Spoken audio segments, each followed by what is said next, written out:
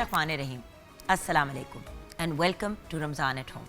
मैं हूँ आपकी मेज़बान जुगन काज़िम और इस वक्त सेट पे एक्चुअली एक सिबलिंग्स का माहौल हुआ है।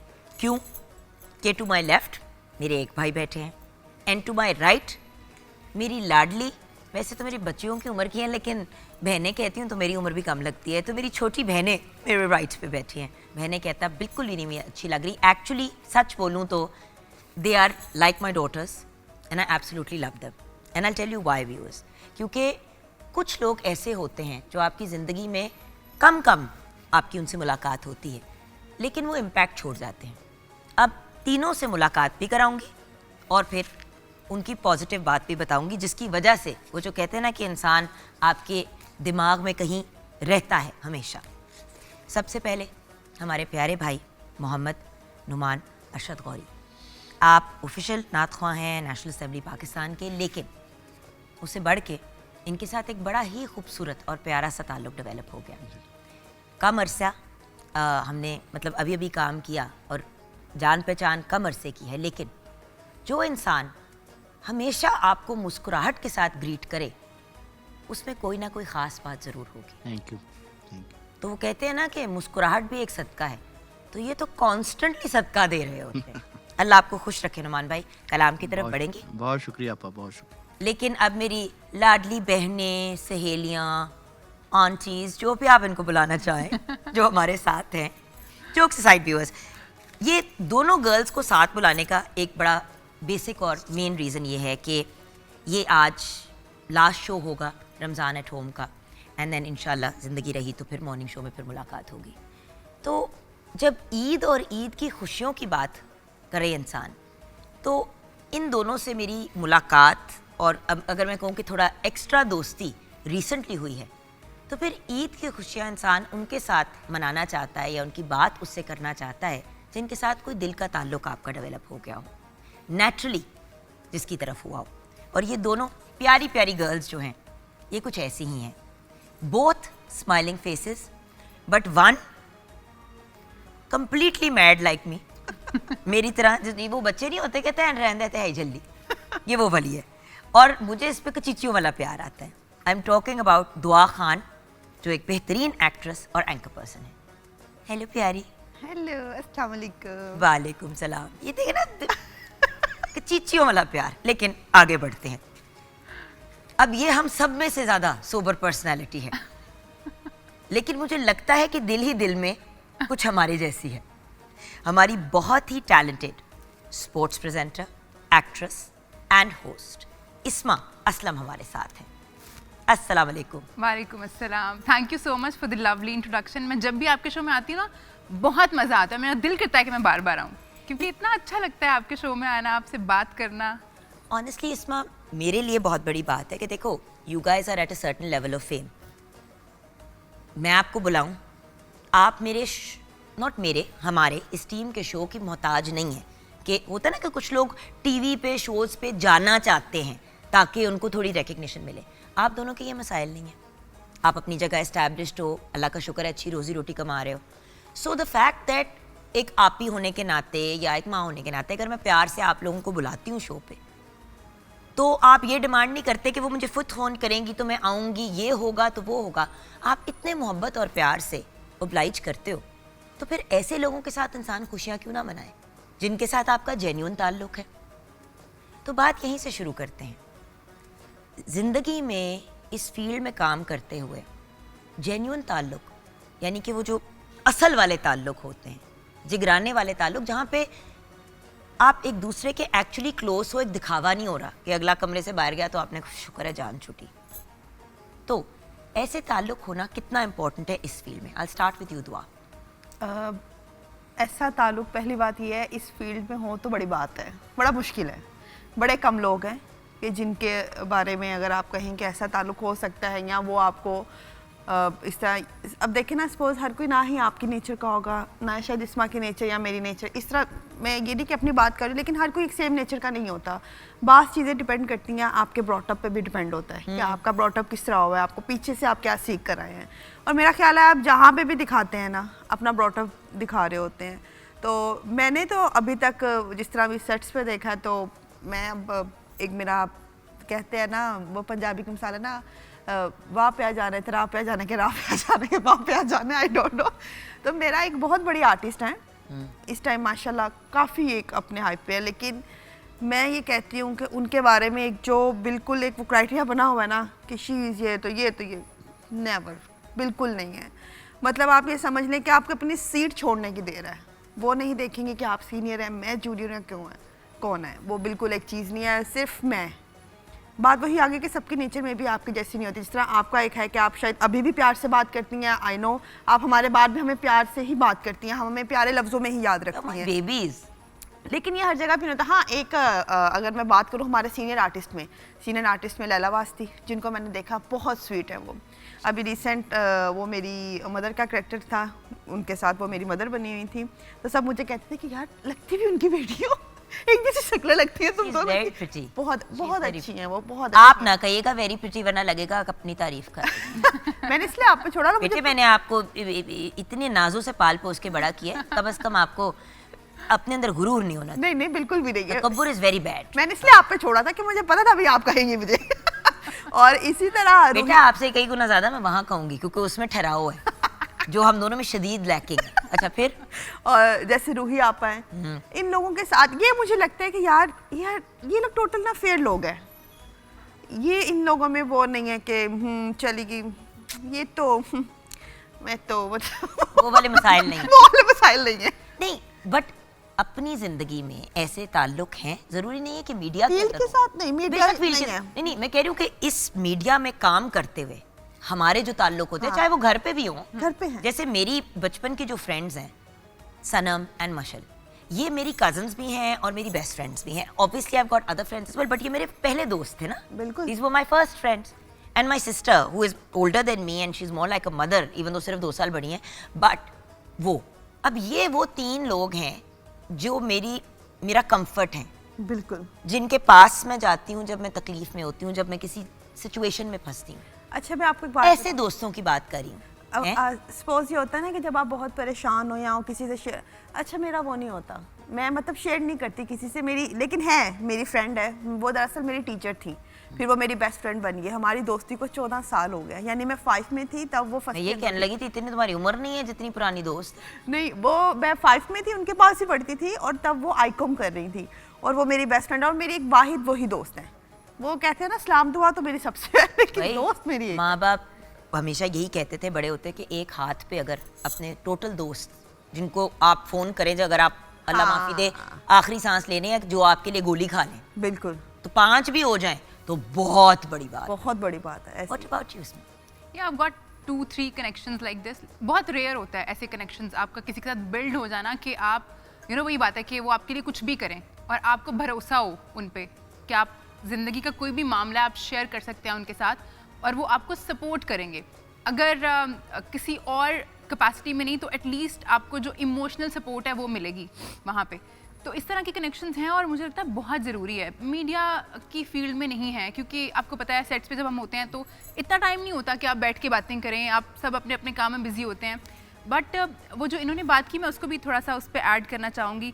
जो लोग अपनी ज़िंदगी में एक लेवल पे पहुँच चुके होते हैं, जिन्होंने देख लिया होता है कि ज़िंदगी किस तरह तब्दील होती है और हमारी कोई इतनी वक़्त नहीं है, हम हैं तो भी दुनिया चल रही है, हम नहीं हैं तो भी दुनिया चलेगी, तो उनको फिर फर्क नहीं पड़ता कि कोई कितना बड़ा स्टार है, कोई बैठा हुआ आपको किस तरह ट्रीट कर रहा है। एक और बात कि ऐसे मामला चेंज हो जाता है। जी जी, सबसे बड़ी बात ये है, देखो एक उरूज का वक्त आता है, एक जवाल का वक्त आता है और कभी कभी ऐसे जवाल आ जाता है, पता ही नहीं चलता। प्रॉब्लम ये है कि हम रियलाइज नहीं करते कि हम कितने इनसिग्निफिकेंट हैं, हम कितने गैर जरूरी हैं इस यूनिवर्स में। हमारी वर्थ तो सिर्फ उतनी है जितना हमारा रब डिसाइड करता है। बिल्कुल। So if Allah has decided कि इस्मा is going to save lives, then इस्मा जिंदगियां बचाएगी। अगर अल्लाह ताला ने फैसला किया कि दुआ से बड़ी सुपरस्टार पाकिस्तान में कभी ना आई है ना आएगी, तो यही होगा। बिल्कुल ऐसे। और also the biggest problem in our industry viewers is कि हम एक दूसरे की सपोर्ट बड़े तरीक़ों से कर सकते हैं। 10 जगहों पे बात होती है, फलां बंदा ये कर रहा है, फलां बंदा वो कर रहा है। अगर आप एंकर हो तो आप यंग लोगों को अपॉर्चुनिटी दो। एक्चुअली व्यूअर्स कुछ आपकी भी गलती है, बुरा ना मनाइएगा। आप लोग डिमांड करते हैं कि आपको सिर्फ जो बहुत रिनाउंड सेलिब्रिटीज़ हैं आपने उनको देखना है। होता ये है कि फिर लोग रेटिंग के लिए सिर्फ उन वेल नोन सेलिब्रिटीज़ को बुलाते हैं, और देखें फिर नए लोग आगे कैसे आएंगे। तो एक बात हमेशा याद रखना, जब अपने पीक पे पहुंचोगे फेम के, तो मेक श्योर कि यंग लोगों को जगह ज़रूर दो। या बिल्कुल यहाँ बहुत से- ज़रूरी है। यहाँ से हम ब्रेक की तरफ बढ़ेंगे। नुमान भाई ने आज तो नुमान भाई ने इतनी लड़कियों वाली बातें सुन ली हैं कि उन्होंने घर जाके कहना है अब मेरे सामने कोई खातून ना आए और कोई मेरे सामने बात ना। सो नुमान भाई, आपसे कलाम सुनते हैं, कौन सा कलाम सुनेंगे? बड़ा आरफाना कलाम है, मशहूर ज़माना हज़रत सुल्तान बाहू रहमतुल्लाह अलैह का खूबसूरत कलाम पेश कर। अलिफ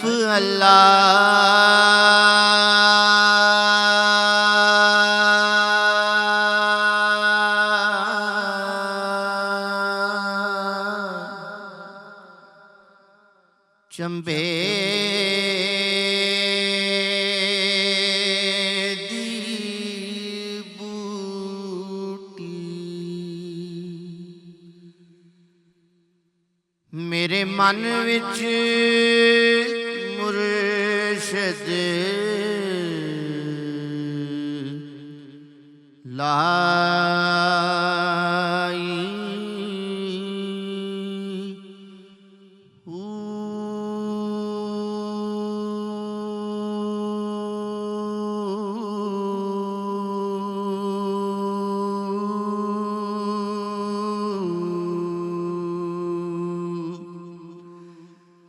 नफियस बात दा पानी मिले अते हर रगे हर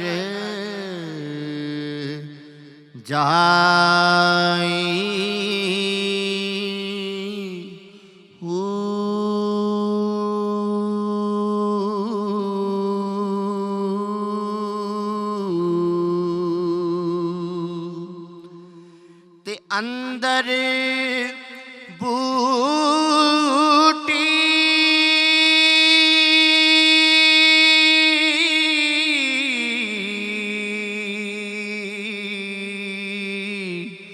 मुश्क मचाया अते जान फुलाते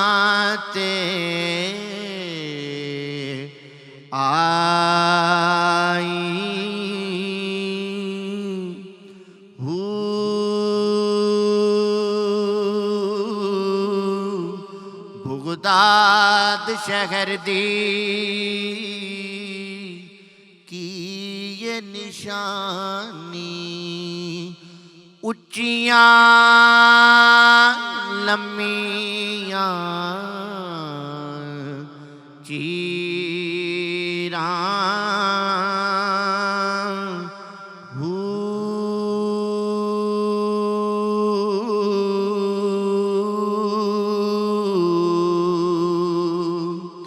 तन मन मेरा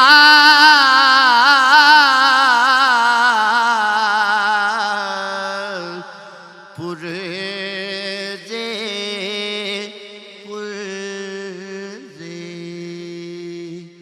अते जूं दर्दी दियां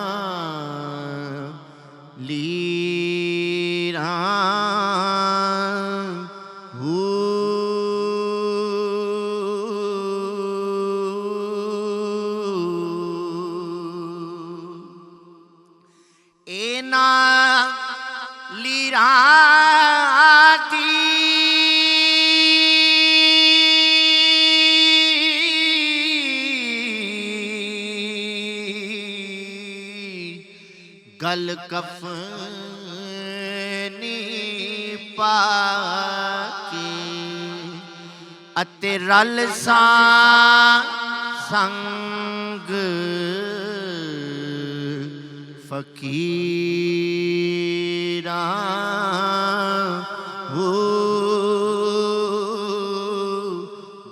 आबाद शहर दे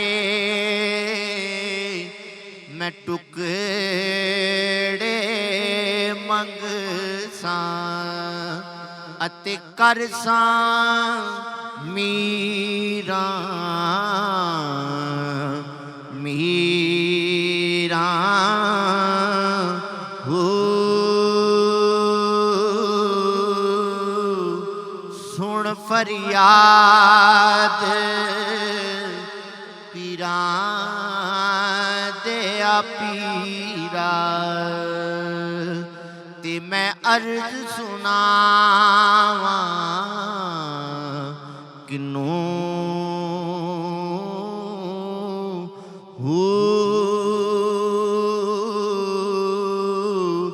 तेरे जिया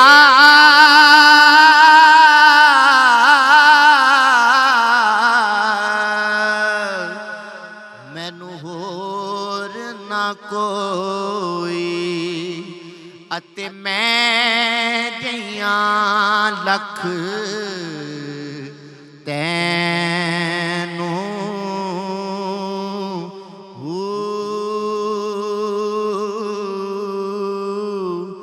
अते फूलना कागज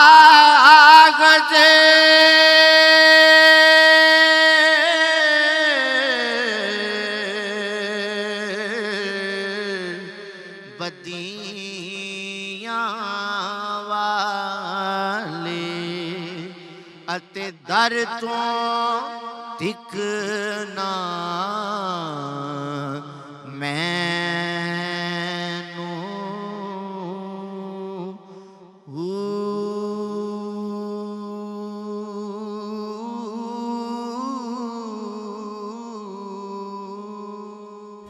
welcome back from the break viewers. Isma और दुआ कितने प्यारे नाम हैं, दोनों की दोनों हमारे साथ है, लेकिन हमें ज्वाइन किया है ब्रेक के बाद हमारे एक और प्यारे छोटे भाई ने, आदिल बशीर हमारे साथ है। अस्सलाम वालेकुम आदिल भाई। वालेकुम अस्सलाम। आपकी तरफ आएंगे, लेकिन पहले कुछ बातचीत अभी बाकी है। अच्छा गर्ल्स, दिल की बातें तो कर ली, लेकिन अब मैं चाहूँगी कि हम बात करें ईद और ईद की तैयारियों की। सबसे पहले तो जब छोटे होते थे, एज इन तब इससे और कितना छोटा होना है, बट चलो जब मतलब 5, 6, 7 साल के थे, जब हाँ first memory- इतना तो फिर बच्चा होता साल का भी नहीं होता ना, वो फिर गोदी में होता है इतना सा। अच्छा तो चलो इतना लगा ले, इतना कर ले, इतना हाँ। वो 3, 3.5 साल का। अच्छा okay, I stop because you have to realise हर साइज का घर पे है ना माशाल्लाह मेरे, तो इसीलिए तो जैसे जैसे कर रही है मेरी ये इतना है, ये इतना है, ये इतना है, तो मैंने इसलिए सोचा मैं अपना भी ये मामला कर लूँ। ये बताओ तो आके छोटे होते हुए ईद की क्या तैयारियाँ होती थी, घर में क्या सिस्टम होता था और आपकी क्या कोशिशें होती थी? मैं कहती हूँ कि ईद होती ही छोटे होते हैं आपकी। मज़ा जो ईद का होता है ना, वो आपका मतलब आपका जब बचपना होता है ना, तब तक ईद है। चूड़ियाँ लेना एक मिशन, कपड़े मेहंदी लगवाना एक मिशन, 3 दिन के कपड़े सूट लहदा जूते, पर्स, छोटे-छोटे बीड्स, स्टिकर वाले। हाय, खासकर बस नहीं चलता था, मुंह पे मेहंदी लगा लो। और वो पूरी कोशिश होती थी ये चीज भी रेड होनी चाहिए, हाँ। लिपस्टिक भी लगी होनी चाहिए। वो लिपस्टिक है तो खैर माँ नहीं मेरी मुझे लगाने देती थी, मैं- लेकिन मैं होंठों के अलावा हर जगह मल लेती थी। मैं तो अपनी मम्मा को ना, मुझे याद है, कहती मम्मा लगा दो ना, थोड़ी सी लगा दो, थोड़ी सी लगा दो। तो बचपन में बड़ा मजा आता था, और बस ये कोशिश होती थी, अब ये जो बैग पहनना होता था ना, वो ये तनी वाला जो बैग होता है, टाई वाला बैग, बस वो कोशिश होती थी कि अब इसके अंदर जो बंदा रहा ना पैसे डालता जाए, इसको खाली नहीं होने देना। और फिर उससे सबसे ज्यादा खुशी होती थी कि अब कजनों के पास जाना है, अब उनके साथ खेलना है, उनके साथ बाहर निकल के आइसक्रीम लेनी है, चीज लेनी है, तो वो एक बड़ा मजा होता था ईद का। तो एक स्पेशल तैयारी होती थी, सुबह सुबह उठ के तैयार हो जाना। यार मैं इसके घर में बड़े होना चाहती हूँ। What was your बचपन लाइक? बचपन की ईद बचपन बहुत बहुत अमेजिंग, और सही बात है कि बचपन की जो खुशी होती है, खुशी तो खैर अभी भी होती है, ईद हम सेलिब्रेट करते हैं, लेकिन वो अपनी जेब different हल्की है। होती है ना। अब देनी पड़ती है ईदी, बिल्कुल। उस वक्त खुशी अलग होती थी। मेरी अम्मी मेरे लिए बहुत ही अमेजिंग फ्रॉक्स, हम हर ईद पे इतनी मज़े मज़े की फ्रॉक्स मेरी अम्मी ढूंढ ढूंढ के मेरे लिए लाती होती थी। और आपकी जैसे आपने कहा कि आपकी अम्मी लिपस्टिक लगाती थी, मेरी अम्मी तो लगाती थी मुझे लाल रंग की लिपस्टिक लगा के, और वहीं से ब्लश ऑन कर देना उसके साथ ही। और मेरी तस्वीरें हैं बचपन की जो मुझे फनी भी लगती हैं अब। लेकिन वो लगाओ ना कभी सोशल मीडिया पे। वैसे मैं बड़ी लगाऊं सोबर फिर? सोबर तस्वीरें लगाती है, जरा वो लगा ना अपनी तस्वीर। मेरी मम्मा को ना सुरमा लगाने का बड़ा मैं शौक है। डेयर करती हूँ दोनों को। अच्छा, हर अम्मा मैं को डेयर सुरमा कर रही लगाने हूँ का और मैं शौक होता डेयर है। कर रही हूँ मम्मा को कि बहुत है। अपनी अपनी बचपन की एक एक ईद की तस्वीर लगानी है इस बार। मैं भी आज लगाऊंगी सच्ची मैं लगा नहीं है। सकती हूँ अपनी ईद की एक एक तस्वीर सोशल नहीं है, सच्ची नहीं है। एक वाकई शादी, से। नहीं एक मामू की शादी की, उसमें मैं कोई हूँ 8-9 साल की, तो मुझे याद है। अच्छा 8-9 साल की बच्ची, 8-9 साल की बच्ची देखें, ये इनकी 8-9 मैं कद में छोटी थी जरा। ये अचानक यार मुझे तो लग रहा है कि जमीन में से ही उग रही थी, अभी जमीन से ही नहीं पूरी निकली। उसमें मम्मा ने लगाया हुआ यहाँ तक सुरमा, इधर से हल्का हल्का सा लाइनर। नो, मेरी मम्मा को सुरमा लगाने का बड़ा शौक है। अभी मेरी बेटी को भी, मेरे भांजों को भी, आओ सुरमा लगाओ, आओ तुम लोग को सुरमा लगाओ। तो मम्मा बचपन से हमें बड़ा सुरमा लगाती थी। तो मम्मा ने इतना तक सुरमा लगाया हो ना, और मुझे याद है मेरी ना एक बचपन की मेरी पिक्चर है, उधर मम्मा ने ना ये 3 डॉट्स बनाए हैं। मैं सोच रही हूँ मैं कैसे एक- लग रहे होंगे सुरमा लगा हुआ 3 3 डॉट्स मम्मा ने बनाए हुए हैं। इधर ही होते हैं। मेरी नानू कहा करती थी, मेरी मम्मा बताते हैं कि मेरी नानू ना बड़ा ना छुपा छुपा के रखती थी। नानू कहती थी "ए, बहुत सोहनी है, ते कपड़ा पागो बेके ना।" तो मेरी नानू ना डॉट्स लगा देती थी कि नजर ना लगे। Very cute. और फिर काम किस में आई? क्या आओ सब मुझे देखो, हेलो दिस इज दुआ, अस्सलाम वालेकुम, हेलो देख रहे हैं मुझे आप? कुछ ऐसा ही मामला है ना। बिल्कुल।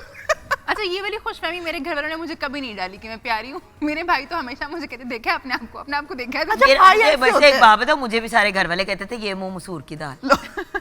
मुझे तो कभी किसी ने नहीं कहा प्यारे। बस अब्बू ने एक दफा कहा था कि तुम अपनी दादी की तरह लगती हो। तो मैं कहती वाह दादी इतनी प्यारी थी क्योंकि मैंने दादी को देखा नहीं था। क्यूट। मेरे पैदा होने से पहले ही फिर अलग आपने प्यारी दादी थी। की तस्वीर देखी? उनकी कोई तस्वीर भी, शायद उनकी जवानी की कोई तस्वीर, वो ब्लैक एंड व्हाइट होती थी, उसमें तो फीचर्स भी सही तरह समझ नहीं आते। कैन वाइट इस्मा, कितने पुराने लोगों की हम बात कर रहे हैं। मेरी ब्लैक दादी मेरे पैदा होने से पहले उनकी डेथ हो गई थी। तो उनकी ब्लैक एंड व्हाइट तस्वीर, Black तो and उसमें white। फीचर्स इतने क्लियर दिखते नहीं है। भाई ठीक लगती हैं कि नहीं लगती, हमें पता ठीक चल जाएगा कि माँ बाप की राय क्या है आपके बारे में। हम तो ये पूछ रहे हैं अपीयरेंस उनकी कैसी थी? अच्छी थी। अच्छी थी तो पर ठीक ही था, मतलब। हाँ, गुजारा। अच्छा बात ये कि कुछ माँ बाप होते हैं जो बड़ी लाडियां करते हैं अपने बच्चों को, बड़ा ये फील कराते हैं कि ओ मैं सदके में वारी, जिस तरह इसके साथ होता मेरे था। साथ तो ऐसा नहीं। आपको नहीं, लेकिन बुरा भी तो नहीं फील कराया ना।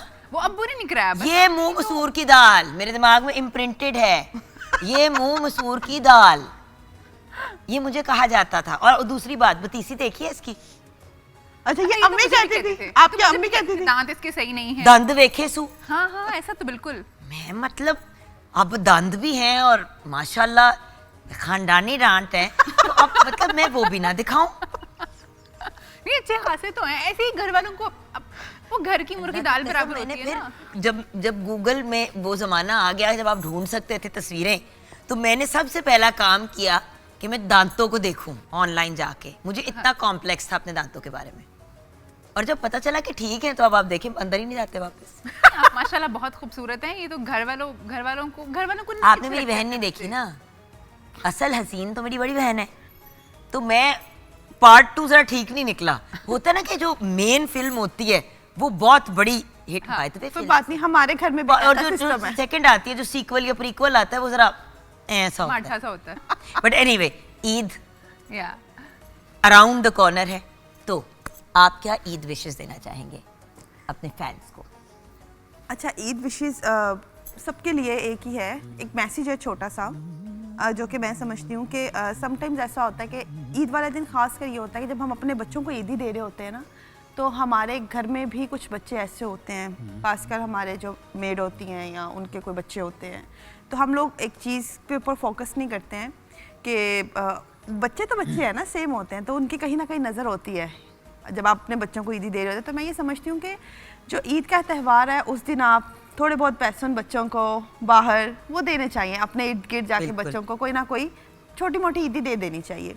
और बड़ों को ये कहूँगी कि जो ईदी हमें देना बंद कर दी है वो दोबारा से देना शुरू करें, ये हम बहाल सबकी करें। एक पब्लिक फरमाइश है, और मैं ये पूरे पाकिस्तान बल्कि पूरी दुनिया के जवान बच्चों की तरफ से रिक्वेस्ट करूंगी, उनसे मजीद जवान जो उनके माँ बाप हैं उनसे कि खुदारा प्लीज हमें ईदी दे दें। देना शुरू अब हमें पहले से ज्यादा जरूरत है ईदी की। आदिल भाई सही कह रही हूँ ना, आप तो देनी- हमारी ईदियां रोक दी हैं बड़ों ने और हमसे दिलवा रहे हैं अब छोटों को। ऐसे ही है। भाई जिनको आप दे रहे हैं उनको भी तो अपने ही पैदा किए, वो हमें नहीं देते। मेरी मम्मा मुझे कहेंगी छोटी बहन को भी, उसको बच्चों को तो दूंगी ना, अच्छा पहले तो उसकी बहन अम्मियाँ को रख भी दे। लेती होती थी ना ईदी, जो हमें मिली है वो तो अम्मियाँ रख लेती थी, अब के बच्चे देते भी नहीं है अपनी अब अम्मियाँ। अम्मियाँ कहती हैं जो है वो बहन को भी दे दो, उसके बच्चों को भी दे दो। तो मैं कहती नूर अभी 3 साल की, अभी दे देती है एनवेलप। अभी आखिरी साल है ये पार्टी का। हाँ, उसके बाद खत्म। उसने नहीं देना। Okay, your message. My message, मुझे लगता है कि आप ईद का दिन, बहुत से लोग मैं देख रही होती हूँ सोशल मीडिया पे लिख रहे होते हैं कि नमाज पढ़ के हम सो जाएंगे। क्यों? मुझे लगता है ये एक ऐसा दिन है जो आप अपनी फैमिली के साथ गुजारें, स्पेशली अपने पेरेंट्स के साथ, बिकॉज हाँ अभी हम जिस एज में हैं, हम उस हिस्से में हैं कि हमें पता नहीं है किसकी कितनी ज़िंदगी और है। तो बड़ा ज़रूरी है कि इस तरह के जो अहम दिन हैं वो हम अपने प्यारों के साथ यादें बनाएं, उनके साथ प्यार से गुजारें। तो ये मैं ज़रूर कहना चाहूँगी। Thank you so much girls. Advance Eid मुबारक। खुश रहो, आबाद रहो, और अल्लाह पाक आपको करोड़ों कामयाबियों से नवाजे। आमीन थैंक यू। और मैं आपके शोज पे आया करूँ, इंशाल्लाह। बुला लिया करना, क्योंकि उस स्टेज पे वैसे मैंने तो फिर शुरुआत मुझे ही आपसे बुलाना, करनी है। तो यहाँ से बढ़ते हैं हम कलाम की तरफ। जी आदिल भाई।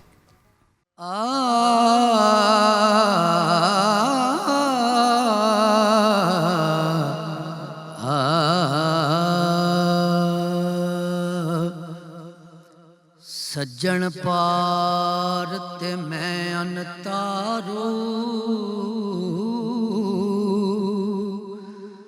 अते किवें सन्योड़ा गल्लां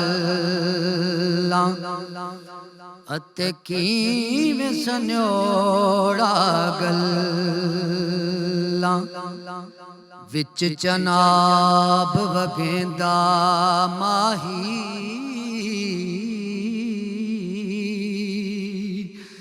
विच चनाब वगेंदा माही ओ मैं को भल भल आमल छल्ला आ पावे तेना कासद बेजे जेड़ा आन सुनावे गल्ला गुलाम फरीदा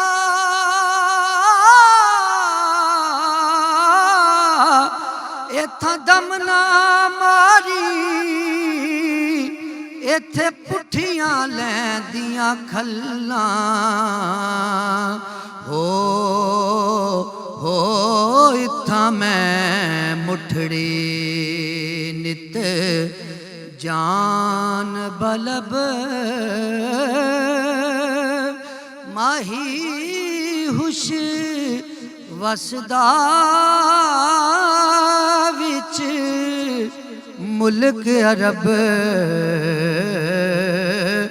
ओ इत्थां मैं मुठड़ी तती थी जो गल चौधार फिरा हिंद सिंध पंजाब ते मार फिरा सुंज बार तशहर बाजार फिरा मता यार मिलम कहीं सांग सबब ओ इत्थां मैं मुठड़ी नित जान बलब माही हुश वसदा विच मुल्क अरब हो इत्थां मैं मुठड़ी ए दिकड़े तोड़े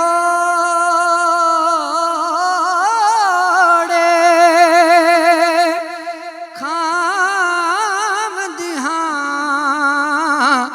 ताडे नाम तो मुफ्त विकांदड़े हां ताड़ियां बांदियां दे मैं बांध रिहा हिम दे कुत्ते नाल अदब हो इत्था मैं मुठड़े नित जान bulb Mahi हुश वसदा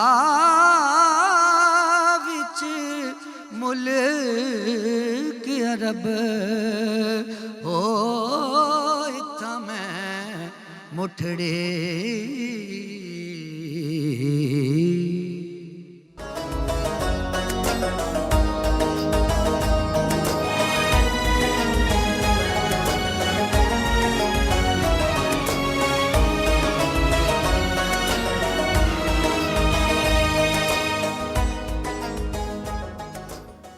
welcome back from the break viewers.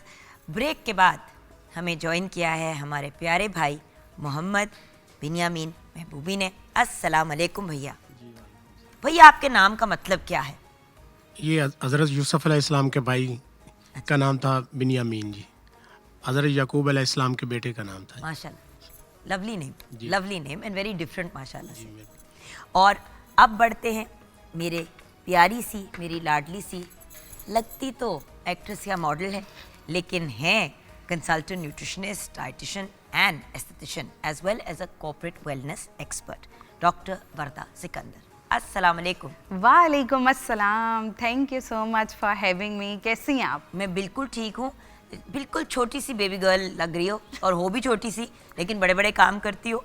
सो मुझे ये बताओ कि ईद से रिलेटेड हम बातचीत सारी कर रहे हैं और देखिए जनरली हम सेहत की बात तो करते ही हैं, ऑन एंड ऑफ आपको हम तंग करते रहते हैं क्या है प्रोग्राम पे, लेकिन ईद की आमद पे पहले ही गाइडेंस दे दो कि क्या करना है और क्या नहीं करना, क्योंकि ईद के दिनों में बाय द वे छोटी ईद हो और स्पेशली बड़ी ईद पे, दोनों ईदों पे हॉस्पिटल्स में इतना रश होता है और 90% गैस्ट्रो के इश्यूज होते हैं या कार्डियक रिलेटेड इश्यूज होते हैं। तो क्या बोलोगे?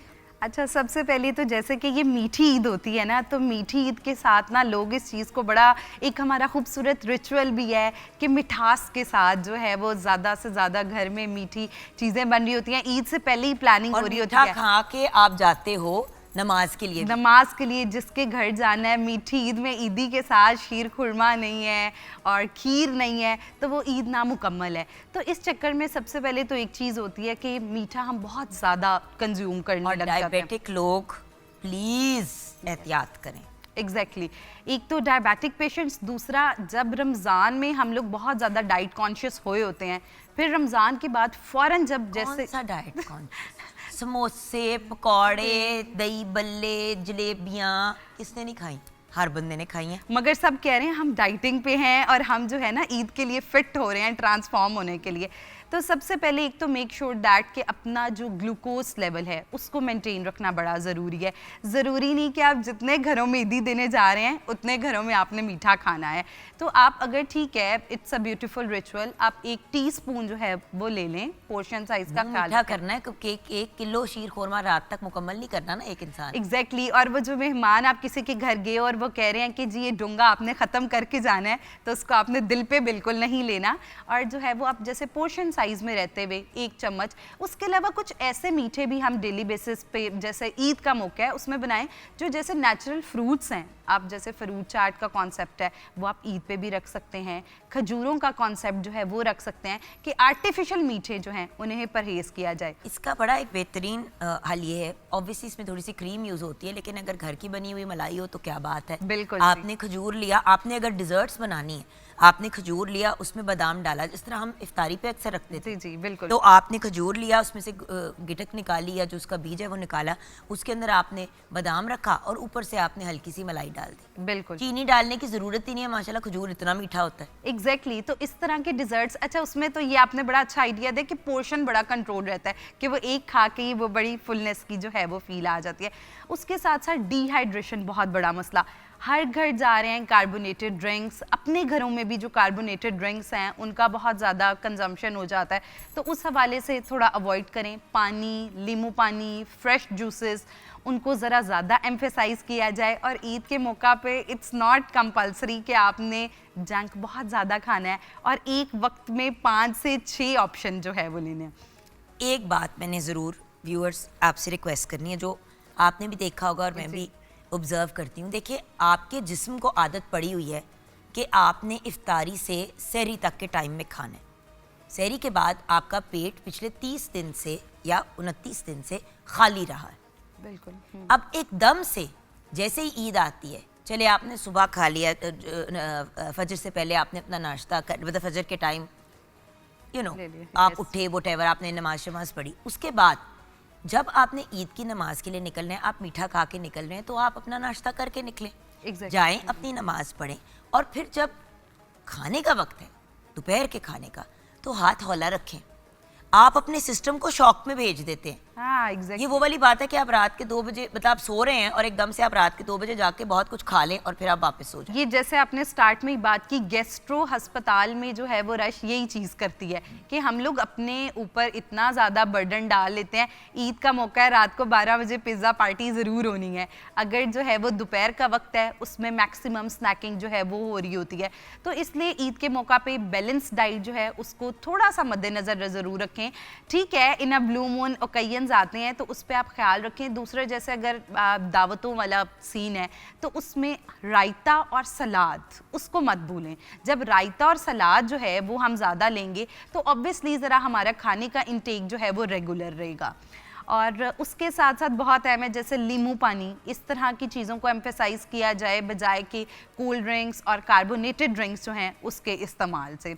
और दूसरा, कैफ़ीन इंटेक हम बहुत ज़्यादा बढ़ा लेते हैं। मतलब वो मीठी ईद पे ये होता है कि आपका घूमना फिरना ज़रा बढ़ जाता है, हर घर में जाना है, फैमिली ओकेजन्स और फैमिली गैदरिंग्स। तो कैफ़ीन इंटेक का भी ख़ास ख्याल रखें। एक तो हम पानी ज़्यादा नहीं पी रहे होते, दूसरा फिर जिस घर जा रहे हैं डायरेक्ट चाय चाय चाय, तो वो जो है वो ऑब्वियसली हमें हमारी बॉडी को मज़ीद डिहाइड्रेटेड कर देती है, जिसकी वजह से कुछ भी खा रहे हैं तो फ़ौरन गैस्ट्रो का इशू। तो गट हेल्थ, दूसरा फाइबर, जैसे कोई हर्ज नहीं, ईद का मौका है, फिर भी इस बगोल का छिलका और दही इस्तेमाल कर सकते हैं जिन लोगों को गैस्ट्रो का इशूज़ हैं। सो बात ये कि जनरली आपने व्यूअर्स एहतियात करनी है और पागल नहीं हो जाना। लेकिन फॉर एग्जांपल ज़्यादा खा लिया, बदहज़मी हो रही है, क्या करें? बदहज़मी हो रही है तो उसमें सबसे बेहतर है, लेकिन इसका ये मतलब नहीं है कि बदहज़मी का जो हल बता रही हैं वो हल आप यूज़ करके फिर उसके बाद पंगा करें, प्लीज़। एक तो जो है वो ग्रीन टी, जो हमारी होममेड ग्रीन टी होती है, इलायची, सौंफ, लेमन वाला कावा जो है वो आप इस्तेमाल कर सकते हैं। उसके अलावा जो लेमन वाटर है वो उसका इस्तेमाल किया जा सकता है। या फिर जो है कोई भी ऐसा फल जो हमारे हज़म में हेल्प करता है, जैसे कि अमरूद हैं, उनके ऊपर हल्का सा ब्लैक सॉल्ट जो है वो डाल के जो है वो इस्तेमाल किया जा सकता है। इससे जो है वो हमारी gut health for a time being जो है वो बेहतर हो जाएगी। और एंटासिड ज़रूर अवॉइड करेंगे। मतलब अक्सर घरों में क्या होएगा, वो बोतल शरबत जैसी जो होती है वो ले आते हैं वाइट सी, और वो फिर पी के आप पूरा गुजारा निकालते हैं। बात ये कि व्यूअर्स बेचारे मैदे पे भी तरस खाएं। एग्जैक्टली वो बेचारा वैसे ही बेचारा जाग रहा है कि भाई अब मैंने दिन में भी कुछ खाना पीना है। देखिए, जब भी खाना खाए ये मत सोच के खाएं कि ये मेरा आखिरी खाना है जिंदगी का। हाँ, ये चीज़ बड़ी इंपॉर्टेंट है। ये अगर हम अपनी ज़िंदगी का हिस्सा, माइंडफुल ईटिंग, ये अगर हमारी हैबिट बन जाए ना, और फिर ओकेजन्स पे भी। और देखें, अगर भूख रख के खाने का हुक्म दिया गया है, हमने इफ्तार पे भी बार बार ये पैगाम दिया व्यूअर्स को, उसके अलावा भी कहा और हर वक्त कहते हैं, तो थोड़ी सी भूख रख लें। आपके दिमाग को मैसेज 20 मिनट बाद जाना है कि मेरा पेट भर गया, तो क्यों उसके अंदर। और याद रखें, इतना खाना एक टाइम पे खा लें, इस मुट्ठी बराबर, इतना ही आपका पेट का साइज है। बिल्कुल ऐसे ये जो मतलब तिब्बे नबी में है, उस सुन्नत को चाहे ओकेजन्स हैं चाहे आप आम रूटीन है उसमें फॉलो करें। एक मैदे का हिस्सा जो है वो खाली रखें, खाने से पहले पानी का इस्तेमाल करें, और उसके बाद खाने के बाद 5 मिनट वॉक कर लें। ये 3 चीज़ें हैं जो मतलब सुन्नत पॉइंट ऑफ व्यू से भी हैं, और वैसे भी हम आम रूटीन ना आप मोटे होंगे। और एक रात के टाइम कार्ब्स जो है ना, उनको बस बिग क्रॉस लगा देना है। सॉरी, ये तो आप ना ही कहे, सब ने नान खाने हैं रातों को और बारबेक्यू खाना है, ये आपको पता है कि होना है। बिल्कुल, तो वो बात कहने का। बट अगर एक पूरा रोगनी नान सामने पड़े तो आधा खा ले, अपनी ज़ात पे तरस खा ले। और फाइनली, ईद पे आपकी मसरूफियत क्या होती है? ईद पे जो है वो मसरूफियत ये होती है कि हम अपने अबाई घर जाके ईद करते हैं। Actually I am from Sargodha. Oh wow. तो जो है मैं अपने अबाई घर जाके हम लोग उधर ईद करते हैं। वो ही अभी भी हमारी हवेली वाला सिस्टम है जिधर ताया चाचा सब लोग, चाहे इवन दो मेरे कुछ फैमिली में कुछ लोग दुबई होते हैं, कुछ कराची, तो सब लोग जो हैं वो इकट्ठे हो जाते हैं ईद पे। तो पुर रौनक ईद का समा होता है। वो ईद की कभी एक घर दावत, दूसरे घर, फिर बारबेक्यू पार्टीज और ये वाली 4-5 दिन रह के आती हो? हाँ 4-5 दिन। फिर वहाँ पे हम इतना हैप्पी वाला सीन हो जाता है ना ईद का कि फिर आने को दिल ही नहीं कर रहा होता। लेकिन फिर वो बैक टू रूटीन काम। करोड़ पेशेंट्स और क्लाइंट्स हैं तो उनको और आपको पता है जितना हमारा रमज़ान में न्यूट्रिशनिस्ट के पास ब्रेक हुआ होता है ना, जिस तरह जोशो खरोश से लोग रमज़ान से पहले स्टार्ट करते हैं कि डॉक्टर साहिबा इस बार तो इतना वज़न कम कर देना है, तो वो जोशो खरोश रमज़ान में पुरसकून होता है। लेकिन उसके बाद कहते हैं कोई नहीं ईद रमज़ान में ना हो सका तो अब जो है वो दोबारा से weight loss, gut health issues और उनको दोबारा से ठीक कर लेते हैं। तो ऐसा करें, इनको काम कम दें और अपनी सेहत का खुद ही ख्याल रख लें। बिल्कुल। क्योंकि बात यह है कि आप लोग देखिए व्यूअर्स, आप भी मैं भी हम सब करते हैं। ईद के पहले दिन मैं एहतियात कर लेती हूँ, अब इतना मैंने सीख लिया। सेकंड डे कुछ ना कुछ बंदा स्लिप अप कर जाता है। हाँ। और फिर पता है वो सारी ईद की छुट्टियां, और इस बार तो वैसे ही 5-6 हमारे पास डेज ऑफ होंगे, तो उसमें याद रखें कि 6 दिन है खाने के लिए। हाँ एग्जैक्टली। हौसले से खाएं, जो 2 दिन में खाना है वो 6 दिन पे स्प्लिट अप कर दें। और अगर आपने दोपहर को दावत पे जाना है, आपको पता है ब्रेकफास्ट लाइट कर लें, उसके बाद डिनर आके जो है उसको मिस कर दें। डिनर में कुछ हल्का फुल्का ले लें, दूध का ग्लास ले लें। इस तरह के मतलब अगर आपका एक मेजर मील बहुत बड़ा हो गया है तो उसमें फिर दूसरे 2 मील्स में कम से कम अपनी डे की कैलोरीज और उन चीज़ों के मैनेजमेंट की जाए। Wonderful, thank you so much for joining us. Thank you for having मी। बहुत मज़ा आता है हमेशा ही आपके शो में। और रमज़ान की एडवांस ईद मुबारक। आपको भी एडवांस ईद मुबारक। सो अब बढ़ते हैं हम कलाम की तरफ।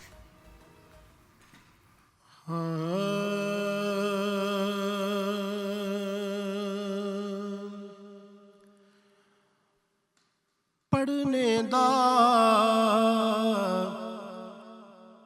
न तुमान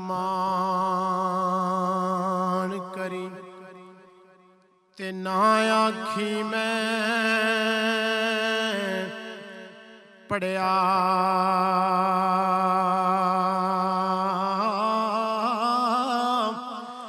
ओ जब्बार कहार कहावे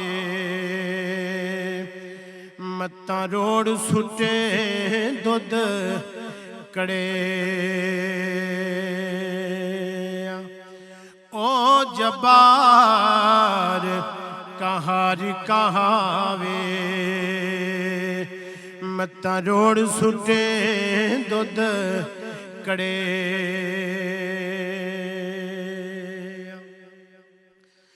मोती चौक जिना दी होवे ओ नहीं चुगदे दाने करम जिना ते कर दे मुरशद। ओ कमले भी होण सियाणे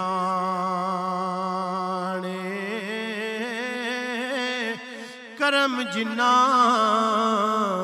ते कर दे मुरशद।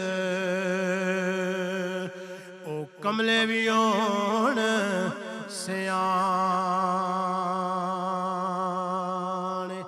चंगी मंदी सजना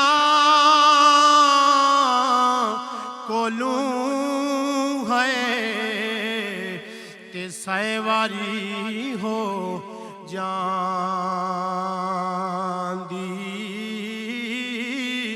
ओ यार यारा दा गिला नहीं कर दे असल परीत जनांदी।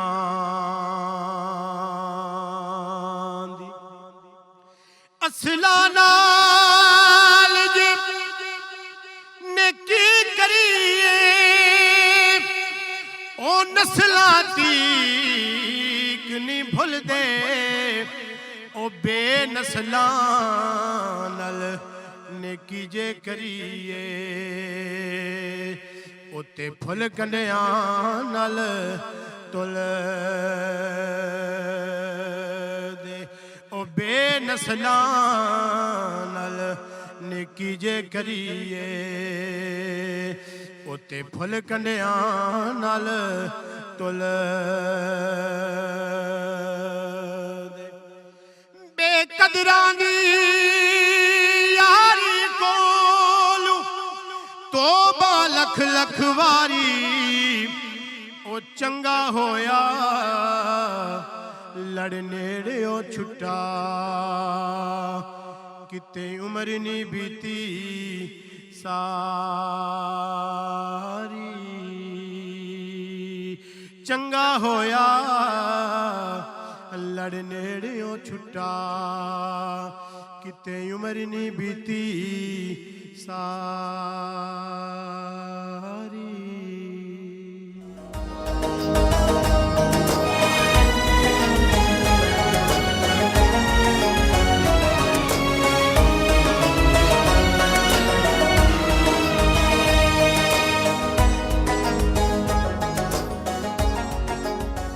Welcome back from the break viewers. आप देख रहे हैं रमज़ान एट होम और अब हमारे बहुत प्यारे भाइयों ने हमें ज्वाइन किया है और फिर हमारे असातिज़ा ने भी हमें ज्वाइन किया है और जब वो एक ही कॉम्बिनेशन हो तो क्या ही बात है। व्यूअर्स, आज जिस टॉपिक पे बात करना चाहूँगी या सवालात हैं मेरे जहन में वो एक्चुअली इस्लाम में ईद का तसव्वुर है, क्योंकि हमारे दिमाग में जो ईद का तसव्वुर है वो फैशन है, वो मेहंदी है, वो चूड़ियाँ हैं, वो महंगे महंगे खाने हैं, महंगे महंगे जूते, बैग, सिर्फ फैशन और दुनियावी चीज़ें हैं। कोई जिम्मेदारियाँ, कोई मामलात, कुछ ऐसी चीज़ें भी तो होती हैं जो इस्लाम, हमारा मज़हब हमसे एक्सपेक्ट करता है। तो वो क्या हैं? उनसे रिलेटेड जानना मेरे ख्याल से ईद की किसी भी तैयारी से ज़्यादा इम्पॉर्टेंट है। तो सबसे पहले मुलाकात करते हैं हमारे प्यारे भाई से जो आज कलाम पेश करेंगे। अलमास अहमद भट्ट हमारे साथ हैं। अस्सलाम वालेकुम अलमास भाई। वालेकुम सलाम। अलमास भाई, हम आपकी तरफ भी आएंगे, लेकिन मैंने सोचा कि बेहतर होगा पहले हम गाइडेंस ले लें जी जी कि जो ईद की आमद है और हमें इतनी एक्साइटमेंट है सबको, तो पहले वो चीज़ें तो कर लें जो करने वाली हैं, फिर बाद में जो भी शौक़ पूरे करने हैं कर लेंगे हम। हमें ज्वाइन किया है ब्रेक के बाद सैयद हुसैन नजफी ने। अस्सलाम वालेकुम भाई। अस्सलाम रहमतुल्लाह। और डॉक्टर सैयद ज़ियाउल्लाह शाह बुखारी ने। अस्सलाम वालेकुम। वालेकुम रहमतुल्लाहि बरकात। डॉक्टर साहब, आपका स्टैचर ऐसा है कि आपका नाम लेते ही टांग, वो जो कहते हैं ना, ज़बान लड़खड़ा जाती है। इंसान क्या करे। बट खैर, ऑन अ सीरियस नोट, सलामत रहें आप लोगों ने हमेशा इतना प्यार दिया है, इतना रिगार्ड दिया है, और आखिरी शो पे इस ट्रांसमिशन के आपसे मुलाकात ना करें बड़ी मुश्किल बात थी। लेकिन क्योंकि प्लान ये था कि ईद की तैयारियां और ईद जब आ रहा है तो हमने क्या क्या करना है उससे रिलेटेड बात करनी थी, तो भाई सहेलियों से तो ये बात कर ही ली, लेकिन जो करने वाले काम हैं जो हमारी ज़िंदगी और आखिरत दोनों में हमें सुरखरू करेंगे, वो चीज़ें मेरे ख्याल से ज़्यादा इम्पोर्टेंट है। जी अल्लामा साहब। बिस्मिल्लाहिर्रहमानिर्रहीम। बिलाशुबा मुसलमान की ज़िंदगी में जो खुशियाँ आती हैं ये भी अल्लाह की एक नेमत है, लेकिन नबी करीम अलैहिस्सलाम ने हमें इन खुशियों को मनाने का जो उसलूब है, तरीक़ाकार है, वो बड़ी बड़ी तफसील से समझा दिया। आप फरमाते हैं अजबल अम्रिल मोमिन, मोमिन की ज़िंदगी का मामला बड़ा अजीब है। इन असाबतु ज़र्रा सबर फ़काना खैर अल्लाह, व इन असाबतु सर्रा शकर फ़काना खैर अल्लाह। जब इसको अल्लाह खुशी दिखाता है तो ये अल्लाह का शुक्रगुज़ार बन जाता है। तो यकीनन ईद की खुशी अल्लाह की शुक्रगुज़ारी की खुशी है कि अल्लाह ने हमें माह रमज़ान जैसा एक मुक़द्दस मुबारक अज़ीम महीना अता किया, जिसमें हमने रोज़े रखे, हमने अल्लाह का ज़िक्र किया, तिलावत कुरान पाक की, क़ियामुल लैल किया, हमने सिला रहमी की, हमने अपने वालिदैन की खिदमत की, अला हाज़ल क़ियास नेकियां कमाई। तो हम अल्लाह का भी शुक्र अदा करने के लिए ईदगाह में जाते हैं, वहाँ पे हम 2 रकत पढ़ते हैं, खुतबा सुनते हैं, फिर इज्तिमाई दुआ में शरीक होते हैं। लेकिन इन खुशियों के मौके पे जब हम अच्छा लिबास पहन कर वहाँ पे जाना, खुशबू लगा के जाना, अच्छी हयात में जाना, ये सब नबी पाक सल्लल्लाहु अलैहि वसल्लम को उसवा हसन है। लेकिन उस मौके पर हमें उनको भी याद रखना होगा जो हमारे भाई हैं, हमारे अजीज़ व क़ारब हैं, हमारे महल्लेदार हैं, लेकिन गुर्बत की वजह से, पसमानदगी की वजह से, इफलास की वजह से, बेरोज़गारी की वजह से महंगाई जो भी आप कह सकते हैं उसकी वजह से वो अच्छा लिबास नहीं पहन सके, उनके बच्चे अच्छे कपड़े नहीं खरीद सके और उनके लिए अच्छे खाने नहीं पक सके, तो उसके लिए नबी करीम अलैहिस्सलाम की निस्बत जलीला की बरकत से हमें कैसा दीन मिला, कैसा निज़ाम ज़िंदगी मिला कि फ़तराना जिसको हम कहते हैं, सदक़तुल फ़ितर कहते हैं, ज़कातुल फ़ितर कहते हैं, उसको अदा करने का एहतमाम करने का हमें बता दिया गया कि हर मुसलमान चाहे वो बड़ा है चाहे छोटा है, अल-सग़ीर वल कबीर व ज़कर वल उन्सा वल हुर्र वल अब्द, आपने फरमाया कि एक सा वो लाजमत तुमने निकालना है, चाहे कोई बड़ा है चाहे कोई छोटा, उनकी तरफ से जो साहिब सरवत है उनको निकालना होगा, हत्ता कि जो साहिब सरवत नहीं है उनको दूसरी तरफ से मिलेगा तो वो भी निकालेंगे ताकि ये तसलसल कायम हो। नबी करीम अलैहिस्सलाम ने इस फ़तराने का जो तकरीबन मौजूदा हमारे हालात के मुताबिक तकरीबन 400 से लेकर 500 रुपये के दरमियान वो उसका रेट बनता है, तो बरकैफ अपनी अपनी हैसियत के मुताबिक इससे ज़्यादा भी बनता है। अगर आप खजूरों के अतबार से देखें, अगर आप दूसरी जो ज़्यादा महंगी खजूरें उनके हिसाब से देखें, तो बरकैफ अपनी हैसियत के मुताबिक आप फ़तराना ज़रूर निकालें, उसके अहतमाम करें। नबी पाक सल्लल्लाहु अलैहि वसल्लम ने इसका फ़लसफ़ा बयान फरमाया, इसकी आपने हिकमत ख़ुद बयान की है। फरमाया तुहरतन लिस्साइमीन व तुअमतन लिलमसाकीन फ़ग़नौहुम अनिल मसला। फरमाया कि ईद के दिन जो हकदार लोग हैं, मुस्तहिक लोग हैं, पसमानदगी का शिकार हैं, उनको किसी से सवाल ना करना पड़े, उनकी ज़रूरियात जो हैं वो अल्लाह ताला इस अंदाज़ से पूरी कर दे। और फरमाया कि इसकी दो हिकमतें, पहली हिकमत ये है कि रोज़ेदार से दौरान रोज़ा कुछ अगर कमी कोताही हो गई है तो अल्लाह इसकी बरकत से मुआफ़ कर देता है, साफ़ कर देता है।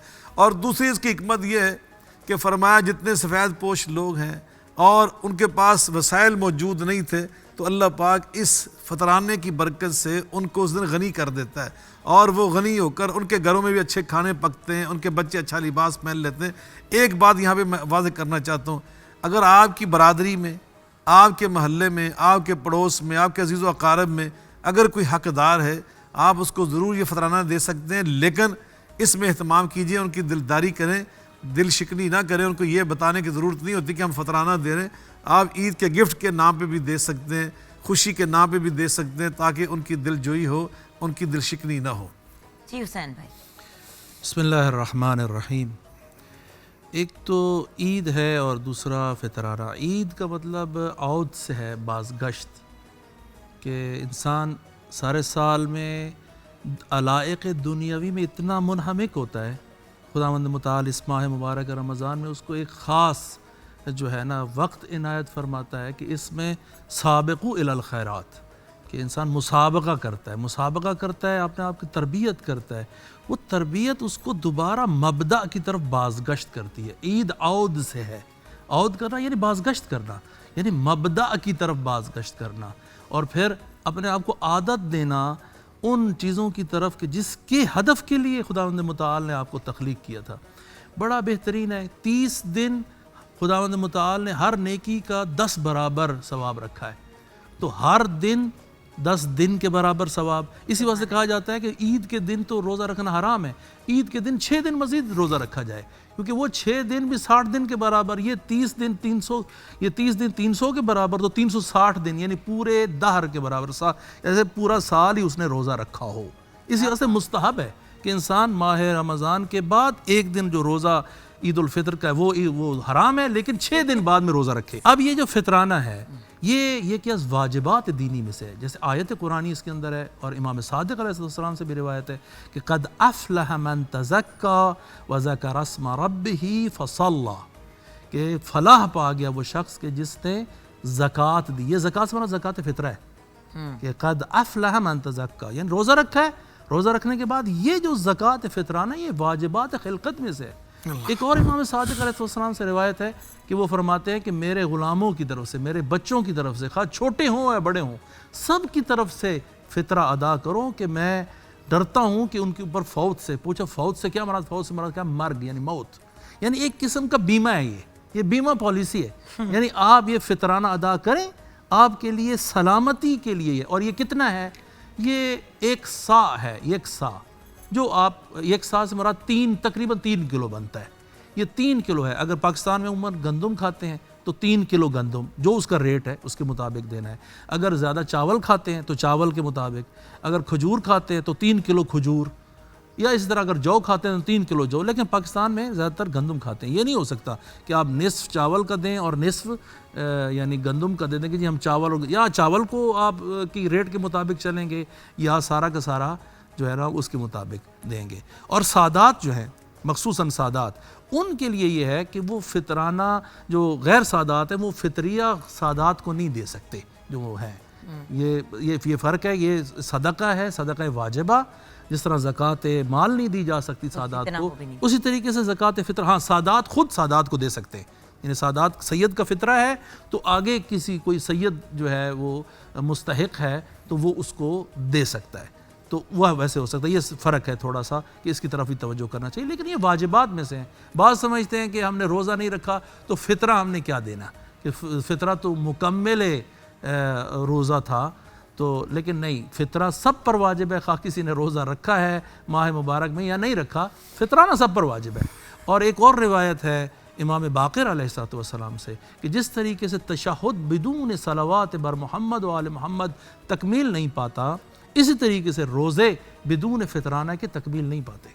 सुभान अल्लाह। बट अगर हम इसी बात को आगे लेके चलें डॉक्टर साहब, मैं अक्सर इस चीज़ पे कंफ्यूज होती हूँ और अक्सर मुझे ये बात समझ नहीं आती कि रमज़ानुल मुबारक में तो ऐसे इस वक्त सारे आज कल अगर मतलब आपको पता है कि ये इन दिनों में सिर्फ ये बातें चल रही होती है, अच्छा क्या पहनना है, क्या करना है, सारा कुछ करना है। वही ट्रांसमिशंस जिन पे हम बैठ के ये गुफ्तगू कर रहे होते हैं कि हमें ये करना चाहिए, ये करना है, ये करना है, वो खुद ही उसके ऑपोजिट बात करना शुरू कर देते हैं कि हाँ फलां डिज़ाइनर के कपड़े, हम खुद कह रहे हैं कि भाई जितनी चादर है उतने पैर फैलाओ। फिर हमने इस तरह की बातें भी की कि भाई इंसान को लिमिट्स के अंदर रहना चाहिए, उनको याद रखना चाहिए जो मुस्तहिक है, लेकिन लोग नहीं करते।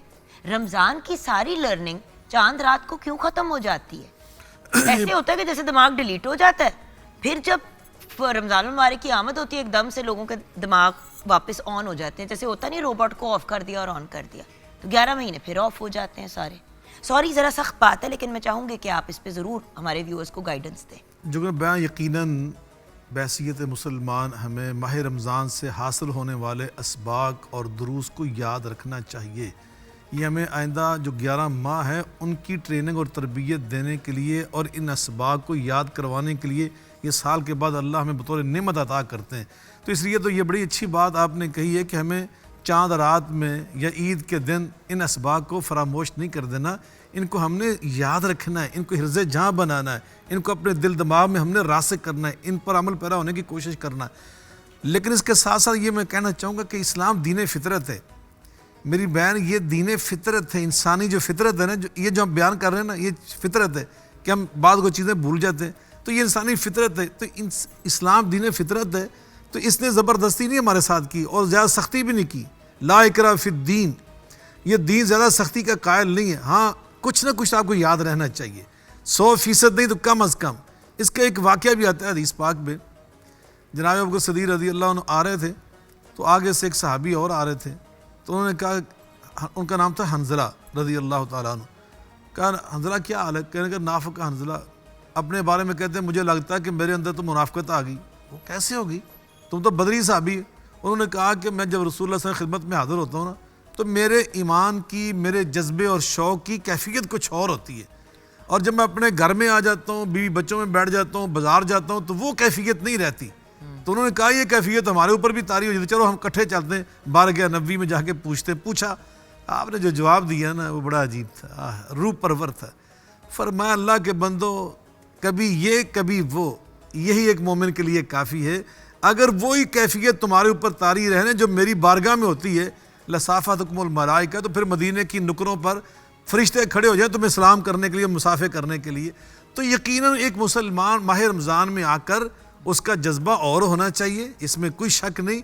लेकिन उसके कुछ असबाक और कुछ दुरूस हमें ज़रूर याद रहने चाहिए। हमें सादगी याद रहनी चाहिए, हमें सिला रहमी याद रहनी चाहिए, हमें अजीज़ व अक़ारब के साथ उसने तामुन वो याद रहना चाहिए, वालिदैन की खिदमत याद रहनी चाहिए, गरीबों और बेवाओं के साथ, यतीमों के साथ हमदर्दी याद रहनी चाहिए। ये कभी नहीं हमें भूलना चाहिए। यहाँ पे हम ब्रेक की तरफ जाएंगे कलाम सुनते हुए। जब वापस आएंगे तो हुसैन भाई मैं आपसे ज़रूर जानना चाहूँगी कि फिर हमारी चांद रात को क्या मामूल होने चाहिए। देखिए जिस तरह हमें बताया गया है कि रमज़ान में दिन हमें ये भी कहा गया कि लैलतुल क़द्र को अगर आपने ढूंढना है सो उसके लिए ताक रातों को इबादत, लोग एतकाफ़ में बैठते हैं, हर चीज़ का प्रोसीजर बताया हुआ है क्योंकि कंप्लीट कोड ऑफ लाइफ है कुरान पाक। तो जब ब्रेक के बाद वापस आएंगे तो हुसैन भाई आपसे ज़रूर जानना चाहूँगी कि चांद रात को भी गुजारने को या स्पेंड करने के क्या इंस्ट्रक्शंस हैं। एंड देन ईद की नमाज, बहुत से लोग चांद रात को बड़े बड़े डिनर्स रखते हैं सुबह अक्सर, सॉरी मैं बहुत अफसोस अच्छी के साथ बात, कह रही हूँ कि बहुत जुम्मे की अच्छी। नमाज पे लोग नहीं पहुँचते। अच्छा कहा। मैं जुम्मे की नमाज कह रही हूँ, ईद की ईद की, नमाज पे नहीं जा। पहुँचते, जुम्मे की नमाज पे फिर भी पहुँच जाते हैं, ईद की नमाज पे नहीं पहुँचते, जो हैरान कुन बात है। चूंकि वो जल्दी हो जाती है ना तो नींद पूरी नहीं होती। तो इस पे हम तो बात जो- करेंगे। जी। ये मैंने जरा कहा टीजर दे दूं हमारे व्यूअर्स जी, को कि सही। आपको गाइडेंस मिलेगी। अभी बढ़ते हैं अपने प्यारे भाई अलमास की तरफ। करमाबाज प्यारिया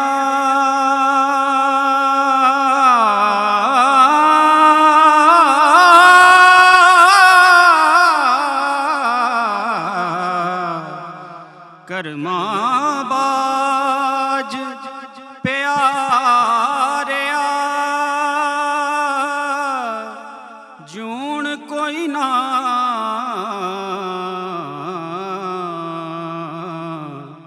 भावें मगर लाला दी पंड होवे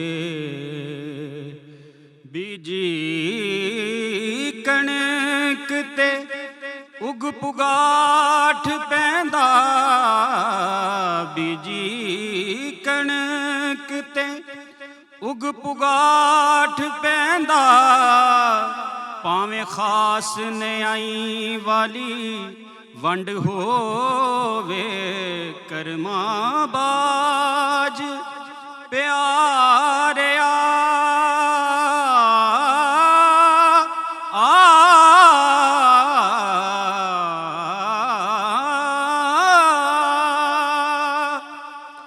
हिजर तेरा जे पानी मंगे ते मैं खूने ना दे गेड़ा जी करदा तेनू कोल बिठा के ते मैं दर्द पुराने छेड़ा सैयां नाल मैं खेडण गईयां अते टुट गईयां हिण वंगा मां हुंदी ते आप चढ़ोंदी बाप नु कहंदी संगा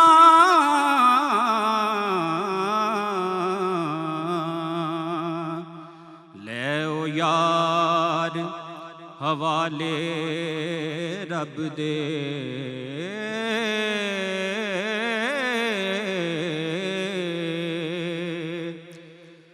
ले ओ यार हवाले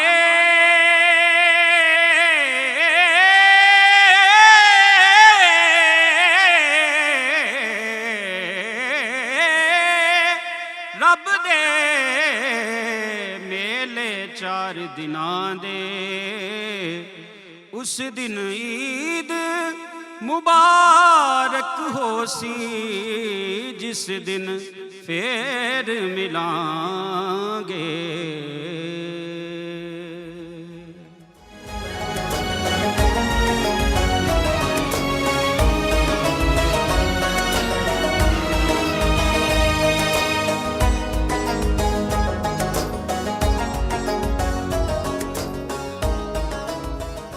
welcome back from the break viewers. Break में हम गए बहुत खूबसूरत कलाम सुनते हुए। ब्रेक के बाद हमें ज्वाइन किया है नबील कादरी ने। अस्सलाम वालेकुम नबील। वालेकुम अस्सलाम। आपकी तरफ आएंगे लेकिन हमारे प्यारे भाई सैयद हुसैन नजफ़ी हमारे साथ हैं और डॉक्टर सैयद ज़ियाउल्लाह शाह बुखारी। तो जो सवाल पूछा था हुसैन भाई उसकी तरफ वापस आना चाहूँगी। फिर चांद रात को क्या कोई इबादतें, कोई दुआएं, कोई आयतें, कोई ऐसे मामलात हैं जिनकी गाइडेंस दी गई है, क्योंकि ज़रा ऑड सा लगता है कि आप जो एतकाफ़ में बैठे उन्होंने हर रोज़ रात को इबादत की, ये बल्कि रोज़ के 24 घंटे इबादत के स्टेट में रहे। जो जिन लोगों ने, जैसे ख़वातीन और बहुत से लोग अगर नहीं एतकाफ़ में बैठे तो ताक रातों को तो उन्होंने इबादत की ही की। बहुत से लोग पूरा रमज़ान तहज्जुद भी पढ़ते हैं। तो चांद रात की कोई तो इंस्ट्रक्शंस होंगी हमारे लिए। इबादत गुजार के लिए ज़मान और मकान हमेशा मुहिम होता है, किस वक्त के अंदर इबादत कर रहा है और किस जगह पे बैठ के इबादत कर रहा है। इबादत मस्जिदुल हराम में, इबादत मस्जिद नबवी में, ये मकान है। ज़मान जिस तरीके से शब क़द्र में, ये कि अज़ इहया ए शब जो ज़रूरी है, जो वारिद हुई है, वो है 15 शाबान मुअज़्ज़म शब क़द्र, और ये जो रात है शब ईद, इसे लैलतुल जवाइज़ भी कहते हैं। यानी ये वो रात है कि जिसके मुतालिक एक रिवायत में है कि खुदावंद मुतआल ने जितने लोगों को गुनाह से आज़ाद किया है और आतिश जहन्नम से आज़ाद किया है पूरे माह मुबारक रमज़ान में, इस एक रात में खुदावंद मुतआल उतने लोगों को आज़ाद करता है। इसके अलावा मुतअद्दिद है कि आमाल अंजाम देने होते, इस रात के अंदर इबादत की जाए। और फिर क्योंकि याद रखिए कि शैतान की भी रिहाई हो रही है। हाँ, लेकिन ये देखिए, एक खुश गुजारानी होती है, अच्छा वक्त गुजारना होता है, एक लहव लाइब होता है। लहव लाइब मुनासिब नहीं है इबादत गुजार के साथ और मोमिन के साथ कि लहवियात के अंदर शरीक हो। लाइब की ये शैतान की तरफ से है। खुश गुजारानी, अच्छी जगह पे वक्त गुजारना, जैसे बाहर के दिन भी आज कहना है कि आप जाएं एक बाग में और जाके अच्छी हवा लें, बच्चों को बाहर लेके जाएं, चहलकदमी करें, खानवादे को साथ लेकर जाएं, उनको अच्छे खाने खिलाएं, लोगों के अंदर जाके रिश्तेदारों के साथ आना जाना मौजूद हो, ज़ौजा को अच्छी तरह उनके साथ अच्छे तरीके से आसान अंदाज में पेश बिल्कुल आएं। उनसे देखिए, एक बात बताऊं व्यूअर्स, हम ये अंडरस्टैंड नहीं करते, ख़वातीन जो है ना वो इस चीज़ की भूखी नहीं है कि आप उनको चीज़ें दें। हाँ। उनको आपका वक्त चाहिए।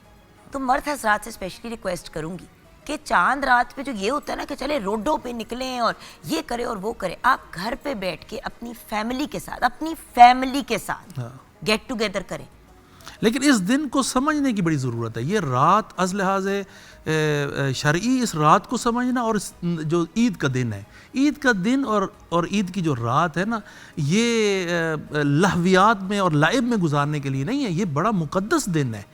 एक हदीस आपको इमाम हसन मुज्तबा अलैहिस्सलाम से कि वो देखे कि ईद के दिन एक बंदा जो है ना वो लहवियात के अंदर और फजूल और इस खा कज़ा चीज़ों के अंदर मसरूफ़ है, तो अपने 7 अफराद को कहते हैं कि इस बंदे को क्या सूरत हाल होगी कि इन ज़ाहिक लाइब, कि ये हंसी जा रहा है और लाभ किए जा रहा है, जबकि इसे मालूम नहीं है कि ये वो दिन है कि जिस दिन खुदा, यानी एक किस्म का रिज़ल्ट का दिन है, ये वो दिन है जिस दिन खुदावंद मुतआल ने आपके आमाल का आपको सिला देना है। तो जब रिज़ल्ट आ रहा होता है ना, तो बच्चे थोड़ा सा आमादा होते हैं, नहीं है कि लाहव लाइब में होते हैं, बल्कि आमादा होते हैं कि खुदावंद मुतआल या उनका जो स्कूल की तरफ से क्या उनको दिया जाएगा।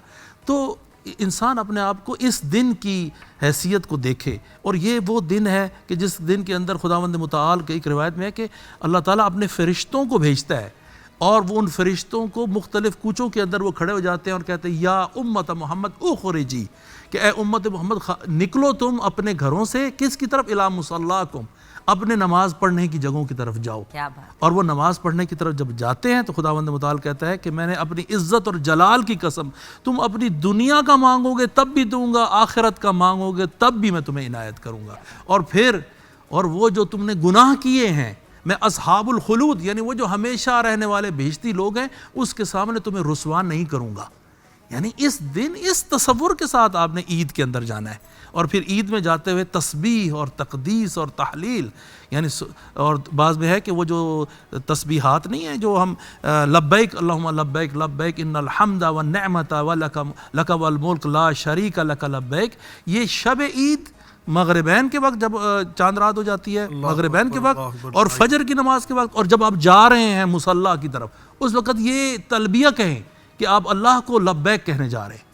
ये बहुत बड़ा उनसर है। और फिर पहले मिठाई के साथ जो है ना वो पहले खा के निकले। ईद कुर्बान में बाद में कुछ खाया जाता है, इसमें पहले खा के जाया जाता है, इसलिए तो इसको मीठी ईद कहते हैं। हाँ, मीठी ईद। और यहाँ पे हम बढ़ेंगे कलाम की तरफ। कलाम के बाद ईद की नमाज, जो जब मैं छोटी होती थी तो व्यूअर्स कोई बंदा नहीं होता था घर में, चाहे वो स्टाफ का बंदा हो, चाहे गार्ड तक हो गेट पे, कोई बंदा उस टाइम पे ना सो रहा होता था ना ड्यूटी पे होता था।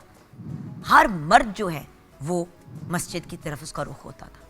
अब ज़माना कुछ अजीब सा हो गया, मामलात कुछ अजीब से हो गए। लोग ईद की नमाज या तो पढ़ते नहीं हैं। मर्दों के बारे में तो खैर मैंने ये कभी नहीं सुना था, हम गाइडेंस लेंगे आपसे भैया, लेकिन उससे पहले बढ़ते हैं नबील कादरी की तरफ। अव्वल हमद सना इलाही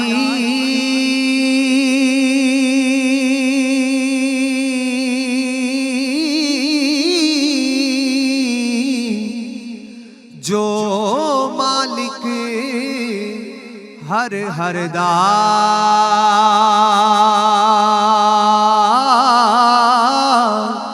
उस दा नाम चितारण वाला किसे मैदान न हरदा ते रहमत दा दरिया इलाही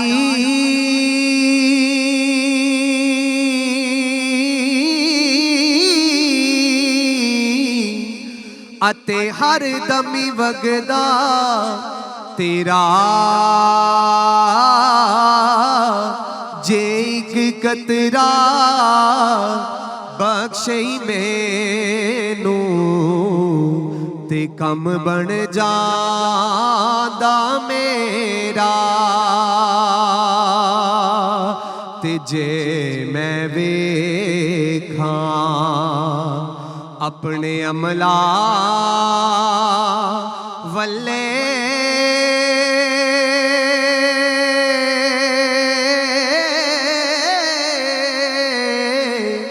ते कुछ नहीं मेरे पल्ले जे मैं वेखा तेरी रहमत वल्ले ते बल्ले बल्ले बल्ले ते मैं नीवा मेरा मुर्शद ऊंचा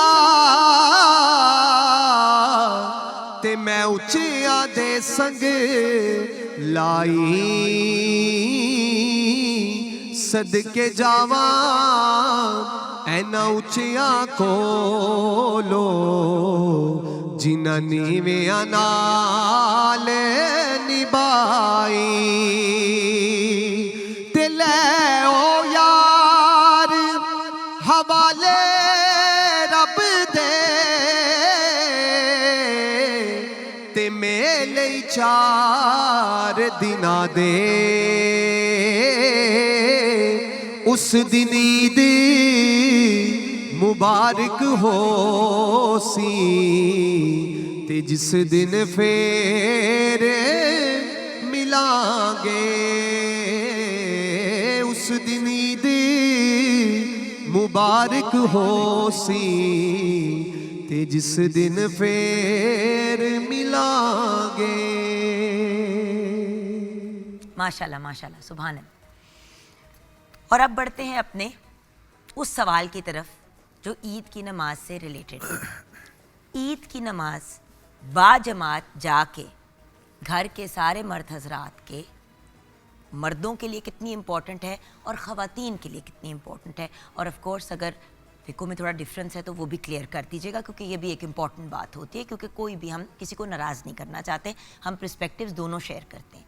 जी बिलाशुबा ये तो उम्मत मुस्लिमा का मुत्तफ़क़ा मसला है और अहले इस्लाम में ऐसा कोई इख्तलाफ नहीं है। Very good. कि नमाज ईद की बड़ी अहमियत है, खुतबा ईद की बड़ी अहमियत है, हत्ता कि जो वहाँ पर आखिर में इज्तिमाई दुआ होती है उसकी बहुत ही ज़्यादा अहमियत है। रसूल करीम सल्लल्लाहु अलैहि वसल्लम ने ताकीद फरमाई कि ख़वातीन को भी उस इज्तिमाई ईद में ज़रूर लेकर आओ। फरमाया कि वो भी वहाँ पे हाज़िर हों। और उस दौर में चूँकि बाज़ का चादरें या निकाब यानी दस्तयाब नहीं होते थे, तो फरमाया कि जिनके पास अपनी चादरें नहीं हैं तो वो किसी दूसरी बहन को भी साथ अपनी चादर में वो साथ लेकर आए। इतनी आपने इसकी ताकीद फरमाई है। यकीनन ये बहुत बड़ी बदनसीबी होगी कि साल के बाद न जाने अगली ईद हमने देखनी है या नहीं देखनी, ये तो अब अल्लाह के इल्म है।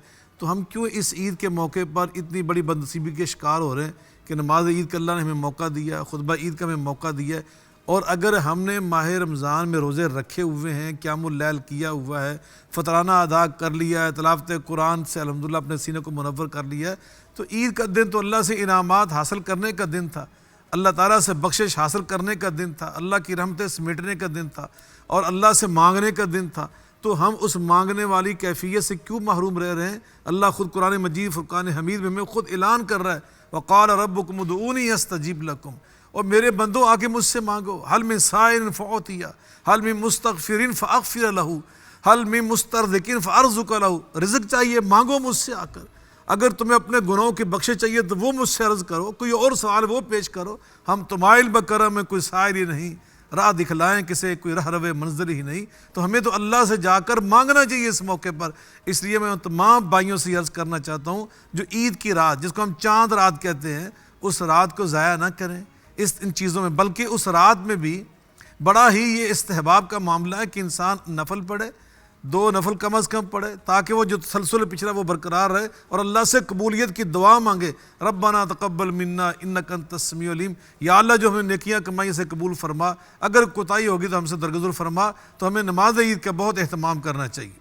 बहुत बहुत शुक्रिया डॉक्टर साहब, अल्लाह आपको खुश रखे, आबाद रखे और एडवांस में ईद मुबारक। जी अल्लाह को सलामत रखे आपको भी। ये जैसे मौलाना साहब ने भी फरमाया है, और शब ईद के आमाल भी हैं जो मफातिहुल जनान और बाकी कुतुब से इंसान तवज्जो कर सकता है।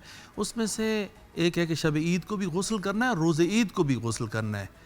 और इसके अलावा जो ये कि जो ज़रूरी आमाल में से है, जो मुस्तहब मुअक्कद है, वो ज़ियारत इमाम हुसैन अलैहिस्सलाम है, कि शब ईद को भी ज़ियारत इमाम हुसैन अलैहिस्सलाम है और रोज़ ईद भी ज़ियारत इमाम हुसैन अलैहिस्सलाम। मखसूसन इस इस्लाम के ऊपर जो एहसान है इमाम का और जो उनकी कुर्बानी का, वो याद करे उसको। और बहुत ही मुअक्कद है कि जो करबला में मौजूद हो वो जाए ज़ियारत इमाम हुसैन अलैहिस्सलाम के लिए, उन्हें उधर जाकर ज़ियारत करे, मखसूसन ईद के दिन, ईद कुर्बान भी और ईद उल फ़ित्र वाले दिन भी। और जैसे आपने पता ख़वातीन का मर्द है, आयत कुरानी उमूमी है, वो क़द अफ़लह मन तज़क्का व ज़करा अस्म रब्बिही फ़सल्ला, कि जो जिसने ज़कात फ़ितरा दी वो फला पा गया और फिर अल्लाह का नाम लिया, वही लब्बैक अल्लाहुम्मा लब्बैक। इसके मुतल्लिक़ कहा गया है फ़सल्ला मतलब या गया है और जाकर नमाज ईद अदा की है। और नमाज ईद खा ख़वातीन हों खा मर्द हों, सब हैं ये लेकिन हमारे यहाँ कल्चर इस किस्म का बन गया है। इस कल्चर का मतलब ये नहीं है कि नमाज ईद ख़वातीन के लिए नहीं है, ख़वातीन भी नमाज ईद के लिए आ सकती हैं और वो सूरत हाल और उनकी डिग्निटी के मुताबिक वो जो नमाज गुजारान को चाहिए, मसाजिद के जो अफराद हैं उनको चाहिए कि उनकी ख़वातीन की डिग्निटी के मुताबिक उनके लिए वो जगह फराहम करें जहाँ पर वो उसी डिग्निटी के मुताबिक नमाज पढ़ सके। और फिर ये प्यार और मोहब्बत तकसीम करने का दिन है, न लहव लाइब में, फिर मैं दोबारा कह रहा हूँ, ये प्यार को तकसीम करने का दिन है और इसको मोहब्बत और प्यार और उस आदत को दोबारा बरूएकार लाने का दिन है। मैं आपकी इजाज़त से सिर्फ एक जुमला अर्ज़ करना चाहता हूँ, हज़रत अल्लामा साहब की इजाज़त से।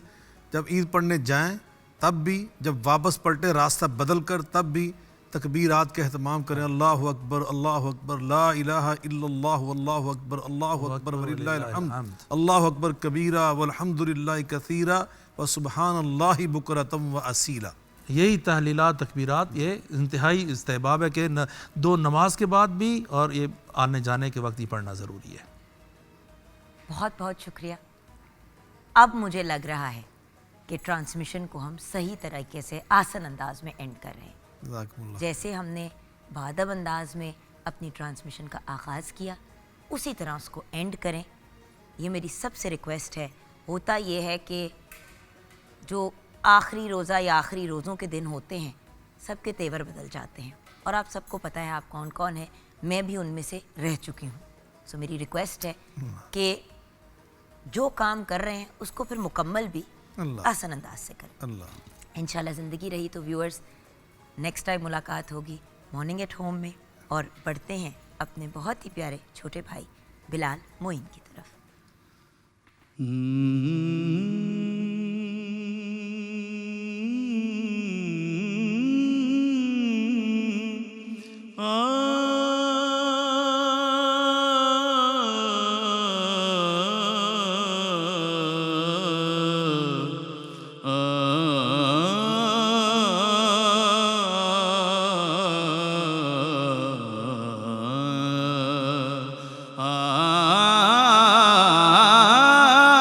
रुसना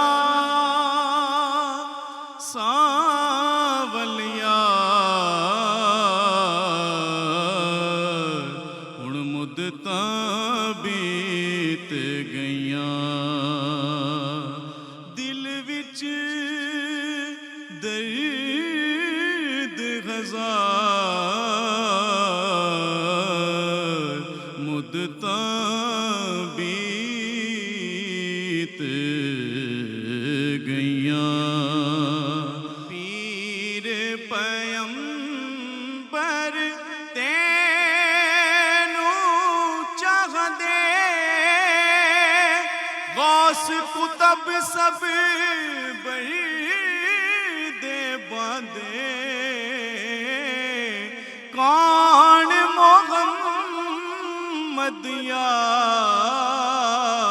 यार मुद्दतां बीत गईयां आवस माडड़े को लावस माडड़े कोल यार सिपाहीड़ा आवस माडड़े कोल यार फरीदा नाती उदासी ना ना ना ना ना ना ना ना ना ना नाती उदासी अल्लाह मिले सई कोल कोल कोल अल्लाह मिले सई कोल यार सिपाहीड़ा आवस माडड़े को लाजा सांवलिया मुद्दतां